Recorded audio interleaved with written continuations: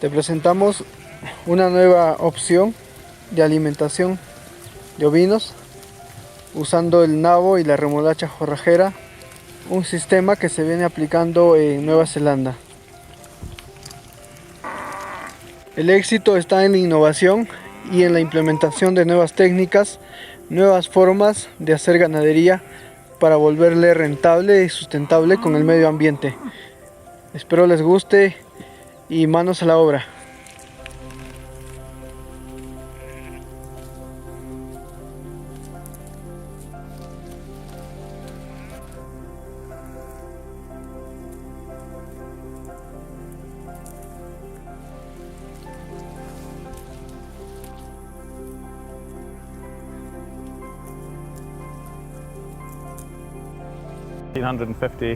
Ewes, 1,500 Highlanders, 250 Suffolk, Sabre Blacks and Aber Max ewes, producing fat lambs and breeding stock, selling gimmers, ewe lambs and rams. Finish all our lambs dead weight to a weight of, this year we're averaging about just over 19.5 kilos. We grow stubble turnips every year to fatten lambs on and to winter ewe hogs. This year, because of the dry weather, we are wintering all our ewes on them for the first month.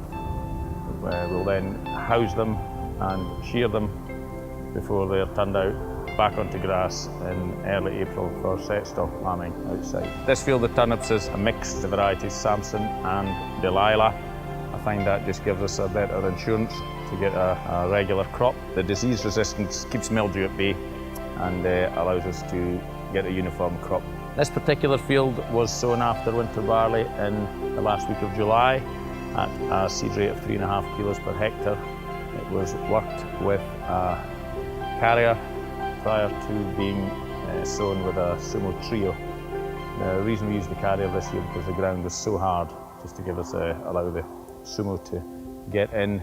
We have to watch it very closely during establishment for flea beetle. No slugs this year, but slugs can be an issue.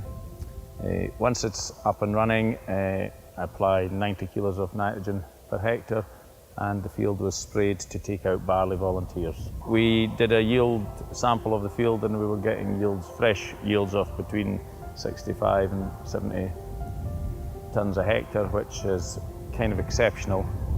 The autumn and the open winter has just kept the turnips growing.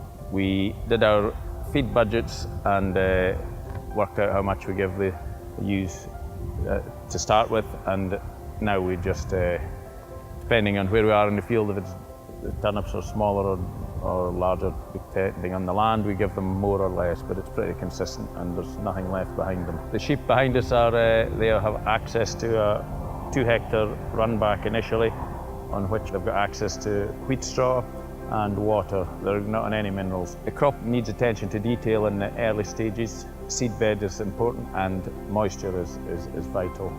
Hence why I like it, because we're in a dry area and we get moisture generally when everyone else is harvesting. It starts to rain, so that's good. We will continue to grow the crop and we may adjust our system in future given our experience this year.